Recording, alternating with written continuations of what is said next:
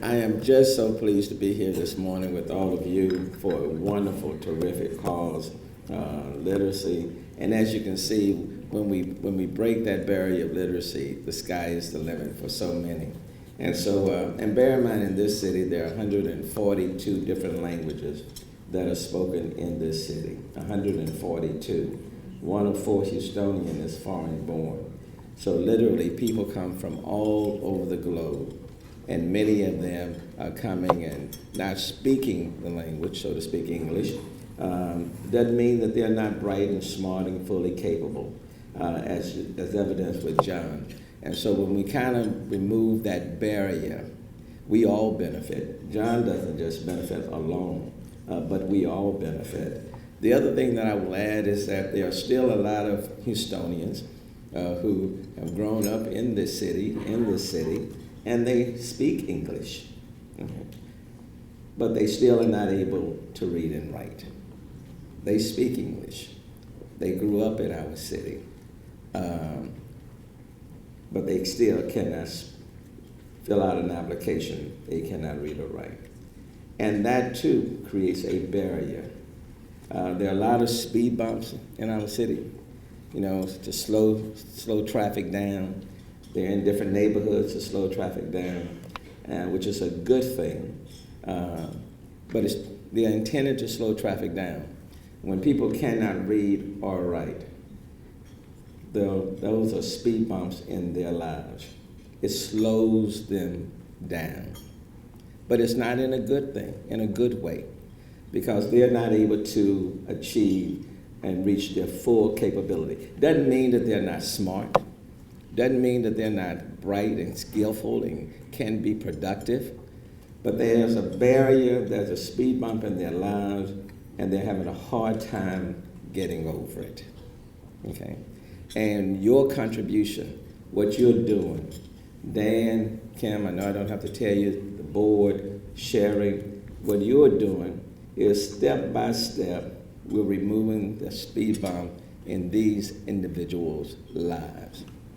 And that makes an incredible difference because many of these individuals have children who are going to school every day, and when they go home, they're not able to assist their kids in their homework and in their lessons. They're not able to do that. So some say it kind of slows the whole family down.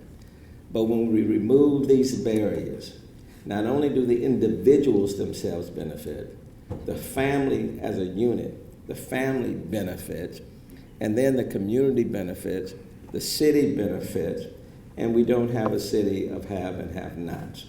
And so all of us benefit when we invest in the lives of those who have these barriers that need to be removed and that can make a big difference in their individual lives, but in our lives as well. And so that's why I'm excited about Houston Literacy. I'm excited to see this room here today. I know many of you have given. Cambrell talked about the raffle tickets. I hope you will buy more. But don't just do it just for the raffle. Recognize that in that raffle ticket, there's an investment for someone else. And then if you're church-going people, let me just use this, and because my pastor says it all the time, that if you cast your bread into the water, it'll come right back to you, okay? So what you cast out, it returns. And it becomes a multiplier, not just in the lives of those who are receiving your gift, but it's a multiplier in your life as well. And I know that is very, very true. And I certainly would not be standing up here before you without people who invested in the lives to help my family. You all know my story. Neither one of my parents graduated from high school. You know my story. So I'm not standing here just because I'm so bright or whatever. I'm standing here because people made a difference, just like yourselves. Literacy has always been a big part of my life. It still is. To stand here as your mayor at this annual breakfast is both exciting and meaningful. Houston Center for Literacy, I applaud the wonderful work you do to support the mayor's Coalition for Adult Literacy in advocating, training, and developing and supporting provider partners more than 75 to educate those in need. It may bear the name of mayor, but you all are the ones who are doing the work. And so I dare not claim the benefit for the work that you all are doing and the contribution you are making. I also applaud the donors in our city who have been particularly generous to the Houston Center for Literacy and their provider partners. And we have some of the most generous, spirited people any place in the world. Houstonians will give. No doubt about it, they will give. And so I want to thank you, because people don't, as my mama used to say, people don't have to do anything for you. They really don't. So I want to thank you, and I'm looking in the faces of people who give not only to this organization, but give to many organizations, many causes in this city. And look, I could not be more proud to be a native Houstonian, to be proud of this city. And this morning I have the special honor of recognizing a young athlete. He and I used to play together. And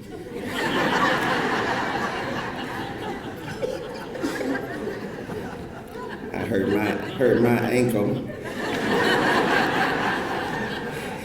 So a young athlete in our city who had only, at the age of 22, well, I started late.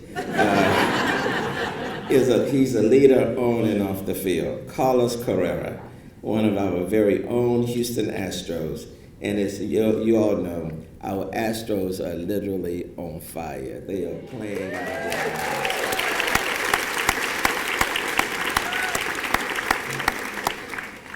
And in an effort to keep the team together, to keep their mojo going, Carlos and all of the players were asked to stay and travel as a team instead of coming back to Houston to accept this award. I understand that. But I'm going to tell Jim Crane, he could have brought them all here together and then flown back out together. Carlos' family values hard work, supporting each other and striving for a goal. One of Carlos' goals was learning to speak English. And when he was in grade school, he was determined to learn English. So when he got to the big leagues, which he achieved, he could do his own interviews and not need a translator. He took extra classes, some days stretching 10 to 12 hours days with those extra classes, school, and his baseball practice. And as we know now, he successfully accomplished his goal of being in the MLB and speaking English. In fact, Carlos now encourages others, up-and-coming Spanish-speaking players, to work on their English as well. Carlos works to help people not only be good on the field, but also off of it as well, with a great sense of humanitarianism.